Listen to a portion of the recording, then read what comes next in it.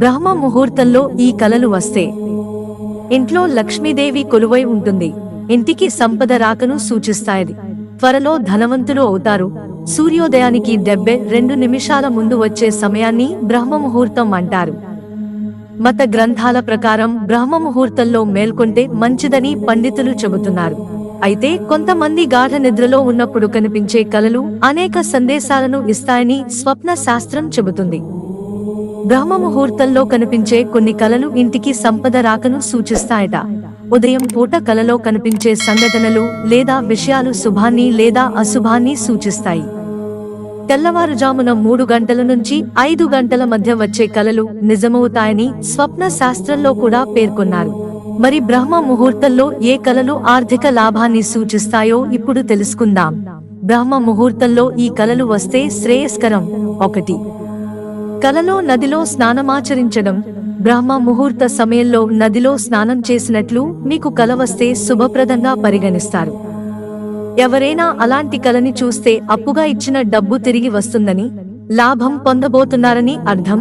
2. కలలో ధాన్యాల కుప్పను చూడటం.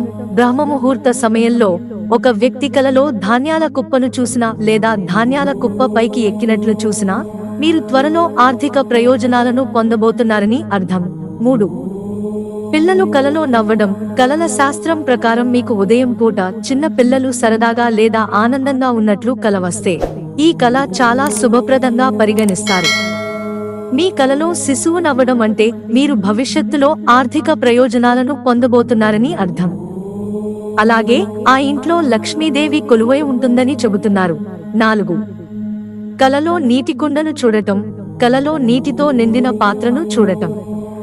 శాస్త్రాల ప్రకారం కలలో నీటితో నిండిన కలశం లేదా మట్టిని చూడటం శుభ స్వప్నంగా పరిగణిస్తారు. అంటే భవిష్యత్తులో ఆ వ్యక్తి అపారమైన సంపదతో పాటు భూ ప్రయోజనాలను పొందబోతున్నాడని అర్థం. అదే సమయంలో బ్రహ్మ ముహూర్తంలో మట్టి కుండ లేదా పాత్రను చూడటం మంచిదని భావిస్తారు. 5. మీ కలలో మీరే ఇంటర్వ్యూ ఇవ్వడం. స్వప్న శాస్త్రం ప్రకారం బ్రహ్మ ముహూర్తంలో మీరు ఉద్యోగం కోసం ఇంటర్వ్యూ ఇవ్వడం మీరు త్వరలో ఆర్థిక ప్రయోజనాలను పొందుతారని సూచిస్తుంది. అలాగే మీరు ఏదైనా ఇంటర్వ్యూ ఇచ్చినట్లయితే మీరు ఖచ్చితంగా అందులో విజయం సాధిస్తారు. 6. కలలో పళ్ళు విరగడం. బ్రహ్మ ముహూర్తంలో ఒక వ్యక్తి తన దంతాలు విరగడం చూస్తే శుభప్రదంగా భావిస్తారు. స్వప్న శాస్త్రం ప్రకారం ఒక వ్యక్తి ఉద్యోగం, వ్యాపారంలో లాభం పొందుతుందని సూచిస్తుంది. స్వప్న శాస్త్రంలో తన దంతాలు విరిగిపోవడాన్ని చూడటం శుభప్రదంగా పరిగణించబడుతుంది.